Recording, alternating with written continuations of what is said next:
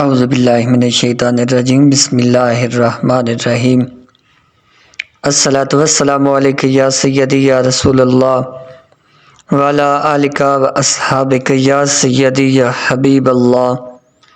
حضرت ذوالنون مصری رحمۃ اللہ تعالی علیہ اور امتحان وفا۔ مصر میں ذوالنون نامی ایک ولی اپنے وقت کے کتب اور امام تھے۔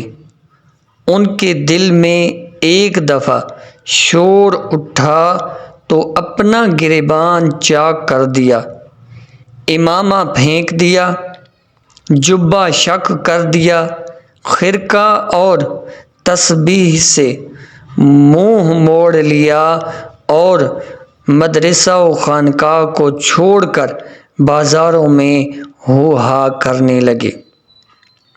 ان کے شور سے لوگ تنگ آ گئے، حاکم وقت کے پاس جا کر شکایت کی۔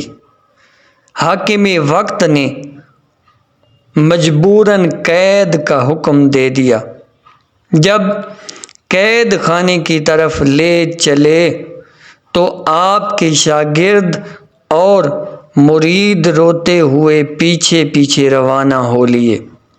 وہ کہتے تھے کہ یہ کیسے ممکن ہے کہ ایسے کامل ولی پر جنون کا غلبہ ہو، اس میں ضرور کچھ بھید ہے۔ خلقت آپ کے اوقات میں خلل انداز ہوتی تھی، آپ نے یکسوئی حاصل کرنے کے لیے یہ ہیلا کیا ہے۔ چند منہ چڑھے ادب کو بالائے طاق رکھ کر آگے بڑھے اور عرض کرنے لگے، یا حضرت، ہم آپ کے صادق محب اور دوست ہیں۔ آپ کی ایسی حالت سے ہمارا دل دکھ رہا ہے، ہمارا دل تکلیف میں ہے، فرمائیے اس میں کیا راز ہے؟ آپ نے سوچا کہ یہ لوگ بھید معلوم کر کے پھر مجھے پھنسانا چاہتے ہیں، آؤ ان کی وفاداری اور محبت کو آزمائیں۔ آپ نے ایک ڈھیلا اٹھا کر اس زور سے اس کے ایک رسید کیا کہ وہ غش کھا کر گر پڑا، دوسرے کی پیٹھ پر لاٹھی جڑ دی، جس کی ضرب سے اس کی جاں کنی کی سی حالت ہو گئی، اور تیسرے کی ران پر لات مار کر اسے گرا دیا۔ یہ حالت بنتی دیکھ کر سب مرید بھاگ کھڑے ہوئے۔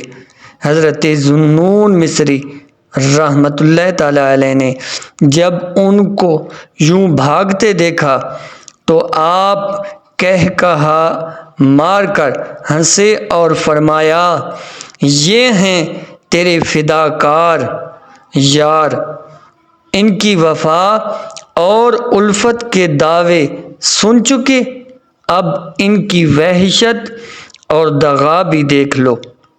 زر کی حقیقت آگ سے کھلتی ہے۔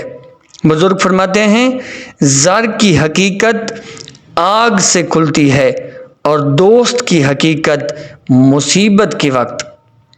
دعا ہے اللہ پاک ہمیں اس واقعہ سے نصیحت حاصل کرنے کی توفیق عطا فرمائے، حق کی راہ پر چلنے کی توفیق عطا فرمائے، آمین بجاہ النبی الامین وصلی اللہ تعالی علیہ وآلہ وسلم۔ السلام علیکم ورحمۃ اللہ۔